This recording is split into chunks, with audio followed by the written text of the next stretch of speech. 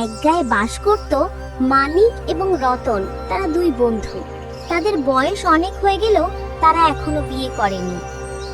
রতন শোন, জীবনটা তো দেখতে দেখতে শেষের দিকে চলে এলো। এই বুড়ো বয়সেও তোর চুল কাঁচা আর আমার মাথায় তো টাক পড়েছে, অথচ দেখ কেউ নেই আমাদের পেছনে লাগাম ধরার। তোর কি আর কখনো বিয়ে করার ইচ্ছে হবে না? ইচ্ছে ইচ্ছে তো আমার রোজ সকালে চায়ের সাথে গরম বিস্কুটের মতোই হয়, কিন্তু বলতো এই বয়সে এখন আর কে দেবে আমাদের মতো দুটো বসে যাওয়া মালকে পাত্তা? লোকের চোখে তো আমরা প্রায় ইতিহাস হয়ে গেছি। চুপ কর, সাহস হারাস না। তোর তাও একটা পাতি গোপ আছে, আমার তো সেটাও ধবধবে সাদা।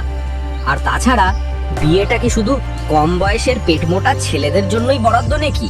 তা ঠিক বলেছিস, কিন্তু এখন যদি কোনো কিশোরী কন্যাকে বিয়ে করে আনি, লোকে যে বলবে এ তো বাবার পাশে মেয়ে নয়, দাদু আর নাতনি। ব্যাপারটা শুনতে খারাপ লাগলেও সত্যি। আরে বাবা, আমাদের মতো বয়সের পাত্রীও তো আছে। তারা কি সব সন্ন্যাস নিয়ে তীর্থ করতে চলে গেছে নাকি? আমাদের এই বিশাল সম্পত্তির একটা ওয়ারিশেরও তো দরকার নাকি? সম্পত্তির লোভে হয়তো দু একটা রাজি হলেও হতে পারে, তবে শর্ত দেবে দুজনকেই একবারে বিয়ে করতে হবে, কারণ একজনের সঙ্গে সংসার করার অভিজ্ঞতা তো আমাদের কারোরই নেই। কি ফালতু বকছিস? দুজনের জন্য দুজন আলাদা মানুষ থাকবে, এতে কোনো সন্দেহ নেই।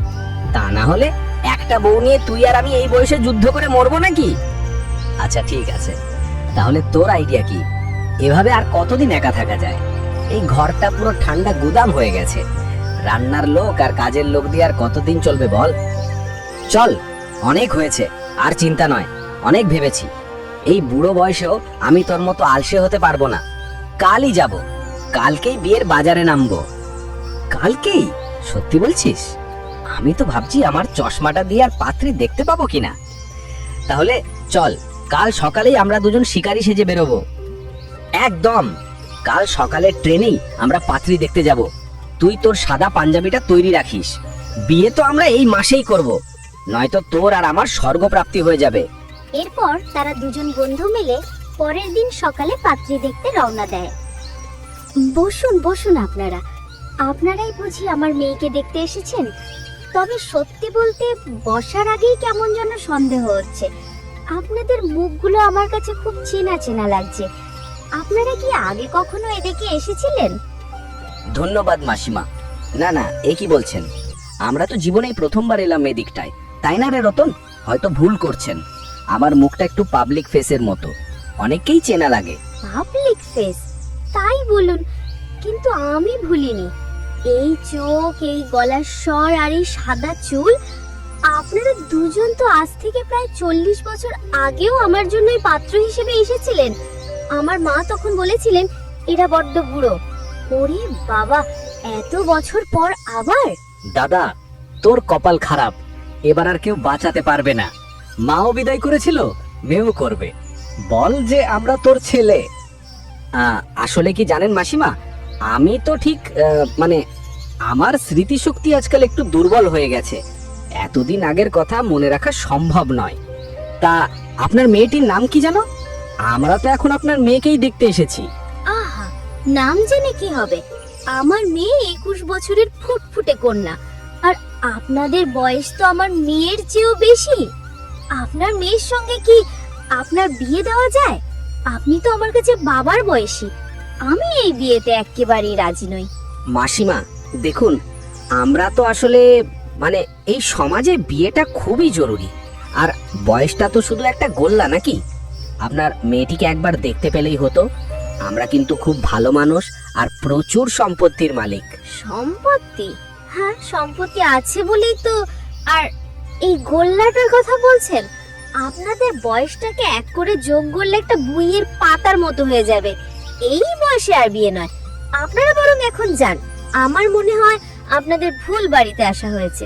আচ্ছা মাসিমা, আমরা খুবই দুঃখিত। আমরা বুঝতে পারিনি যে পরিস্থিতি এমন হবে। আপনাকে বিরক্ত করার জন্য ক্ষমা চাইছি। আমরা এখন আসি। বল যে 40 বছর পর আবার আসবি। চল দাদা, দৌড়া। ভালো থাকবেন মাসিমা, আমরা তাহলে চললাম। শুভ বিদায়। আর একবারও ভুল করে এদিকে আসবো না। মা, তুমি কার সাথে এতক্ষণ কথা বলছিলে? আমি দেখছি অনেকক্ষণ ধরে কেউ একজন বসেছিল। কে এসেছিল? এত হাসি খুশি লাগছিল দুজনকেই। আরে বলিস না, তোর জন্যই তো এত কথা। এখন নাকে তেল দিয়ে ঘুমোবি না, সব শুনতে হবে তোকে। কি বলছো মা? পরিষ্কার করে বলো, কি কথা হচ্ছিল আর কে এসেছিল?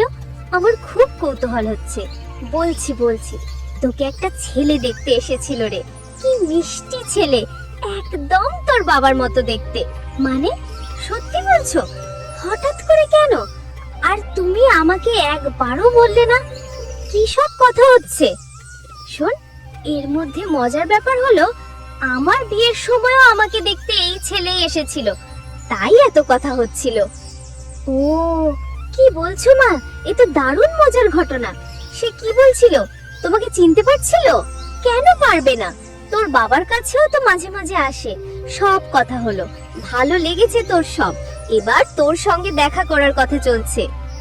আচ্ছা বেশ, কিন্তু তুমি আমাকে একবারও জানাতে পারলে না। যাও, কি নাম ছেলেটার? তোর বাবার বন্ধুর ছেলে, নাম অর্ণব। আর শোন, একটু গুছিয়ে ফেল নিজেকে, সে আবার আসবে।